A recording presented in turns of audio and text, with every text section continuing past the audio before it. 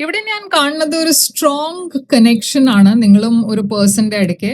പക്ഷെ ഈ കണക്ഷനിൽ എന്തോ ഒരു പ്രോബ്ലം ഉണ്ട്, എന്തോ ഒരു ബ്ലോക്ക് ഉണ്ട്. ആഹ് ഞാനിവിടെ കാണുന്നത് എന്താ വെച്ചാൽ നിങ്ങൾക്ക് ഈ പേഴ്സന്റെ കൂടെ ഒരു സ്ട്രോങ് അട്രാക്ഷൻ ഉണ്ട്. നിങ്ങൾക്ക് ഈ പേഴ്സണ് വേണ്ടിയിട്ട് ഒരു സ്ട്രോങ് അട്രാക്ഷൻ ഉണ്ട്. എന്തോ ഈ റിലേഷൻഷിപ്പിൽ നിങ്ങൾ അത്ര സമയം ഒരുമിച്ച് ഉണ്ടായിട്ടുണ്ടാവില്ല.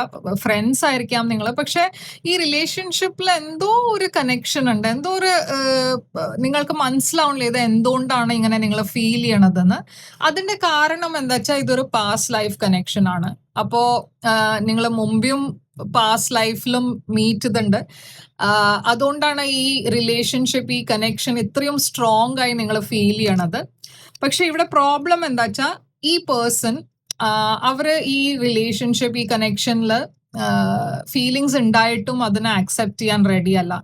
എന്താ വെച്ചാൽ അവർക്ക് ചിലപ്പോൾ ഫിയർ ഉണ്ടാവും, പേടി ഉണ്ടാവും. അതല്ല വെച്ചാൽ അവർ ഇങ്ങനത്തെ കാര്യങ്ങൾ അതിൽ ബിലീഫ് ഉണ്ടാവില്ല. കുറച്ചും കൂടിയും ഒരു പ്രാക്ടിക്കൽ ടൈപ്പ് ഓഫ് പേഴ്സൺ ആവാം. എന്തായാലും അവർ ഇപ്പോൾ ഈ സമയത്ത് ഒരു ഡിനയൽ മോഡിലാണ്. ഓക്കെ, അപ്പൊ അവർക്ക് ഈ കാര്യങ്ങൾ അറിഞ്ഞിട്ടും അതിനെ ഇഗ്നോർ ആണ് ചെയ്യണത്. ഇങ്ങനെ ഒരു സ്ട്രോങ് ഫീലിങ്സ് ഉണ്ടായിട്ടും അവർ അതിനെ ഇഗ്നോർ ആണ് ചെയ്യണത്. റിയാലിറ്റി എന്താ വെച്ചാൽ ഇതൊരു സോൾമേറ്റ് കണക്ഷൻ ആണ്. അപ്പൊ ഈ പേഴ്സണ് അവരുടെ ഫീലിങ്സ് കുറെ സമയം വരെ ഇഗ്നോർ ചെയ്യാൻ പറ്റില്ല. എന്താ വെച്ചാൽ സോൾമേറ്റ്സ് എപ്പോഴും ഒരുമിച്ച് വരും.